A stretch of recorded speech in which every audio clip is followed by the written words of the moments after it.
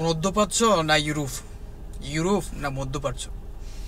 ভাই আমার মনে হয় আপনার জন্য সবচাইতে বেস্ট এটাই হবে, আপনি মধ্যপ্রাচ্যে আসুন, বিদেশ প্রবাস জিনিসটা আগে মাথায় ঢুকান, তারপরে আপনি ইউরোপ যে কোনো দেশে যান, কোনো সমস্যা নেই ভাই। আগে আপনি প্রবাস বা বিদেশ এসে বিদেশের জীবনটা আগে দেখুন, তারপরে আপনি যে কোনো বড় দেশে যাওয়ার চিন্তা করুন।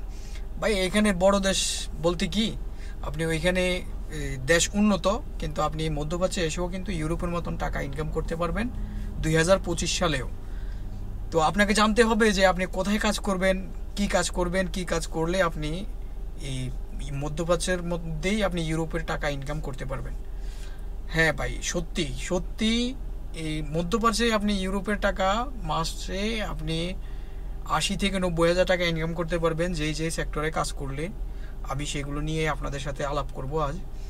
আর কোন দেশে গিয়ে আপনি কোন কাজ সবচাইতে ভালো, যে কাজগুলো যেগুলো আপনাকে দিয়ে করা যাবে বা আপনি করতে পারবেন, সেই কাজগুলো নিয়েই আমি বিস্তারিত আপনার সাথে আলাপ করব আজ।